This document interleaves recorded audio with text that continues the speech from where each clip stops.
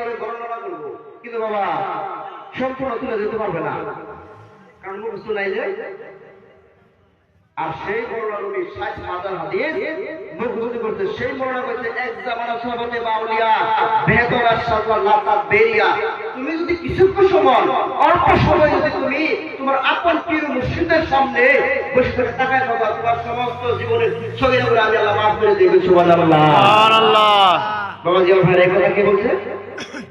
এটা আমার কথা, এটা তো আমার কথা না, যে না এটা শান্তিলা মাহাবিশ্বরের ছেলে মেয়েরা বললো কথা না। বাবা জি ভাইরা, এটা মৌলানা রুম দেশের মৌলানা উনি বলে গেছে, যদি তফসির লিখেছে তফসিরে জালালাইন রুহুল বায়ান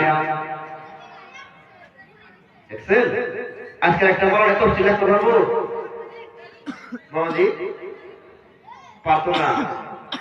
তাই আমরা সেই মৌলানাকে ফলো করবো। ওই মৌলানা, ওই মুফতি, ওই মুহাদ্দিসের আখলাক চরিত্র এই মৌলানার ভিতরে পাওয়া যায় কিনা? যদি বাবা পাওয়া না যায়, এই মৌলানাকে অনুসরণ করা যাবে না।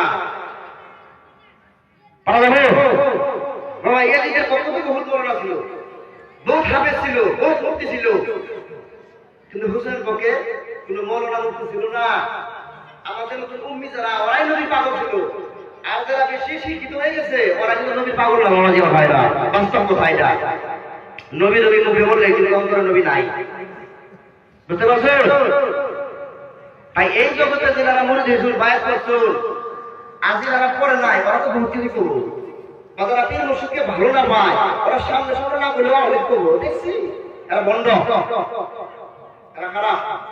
দেখি পীর মুর্শিদকে কত মুছে করে চেষ্টা করে, এগুলো আলোচনা হয় প্রত্যেকটা সমাজে, প্রত্যেকটা দেশে যাই হয়, আমার মধ্যে সকল কিছু হয়। কিন্তু আমার বাবা ধীরে ভাইরা আবার এরা ভালোবাসতো, এই জন্য এরা মহব্বত করে, এরা কিন্তু পায় না, অন্য জায়গায় মানুষ হয়। বুঝতে পারছো? তো এই যে আমরা যারা বোধ হইলাম, ভয় করলাম, পীরকে কত মুসি করলাম, ইনারা বানাই নিছে কিছু কিছু আলেম, হকানি আলেম না। অবশ্য টাইটেল দিয়েছে, মাথায় পাগড়ি আছে, কিন্তু এলেম নাই, কাফার এলেম নাই, জ্ঞান নাই। কি তাহলে লেখছে, করছে, পাইছে, কিন্তু বাবা এলমে লাদুন্নি, এলমে মারিফত এইসব বুঝুদের ভিতরে না থাকার জন্য এরা মানুষকে সবাইকে খারাপ ভাবে। বুঝতে পারছেন? তাই বাবাজি আর ভাইয়েরা, আমরা পীর মুর্শিদকে কোনোদিন সেজদা দেই না, আমরা কি করি? তাজিম করি, তাজিমের তাহিয়া। বুঝতে পারছেন না? নাই। আর ওই সেজদা আমরা বানাই না। একটা কথা মনে রাখা যায়, আমার বাবাজি আমার ভাইয়েরা এই কথাগুলি লিখে নেন করে একটু নোটে অনেক মোবাইল, তোমরা লিখে নিতে পারো, মোবাইলে তুলে নিতে পারো, যাচাই করতে পারো।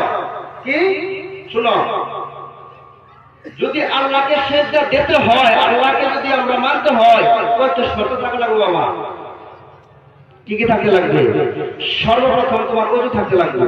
যখন আল্লাহকে সেজদা দিবা, এক আল্লাহকে যখন তুমি সেজদা দিবা, সর্বপ্রথম তোমার ওযু থাকতে হবে।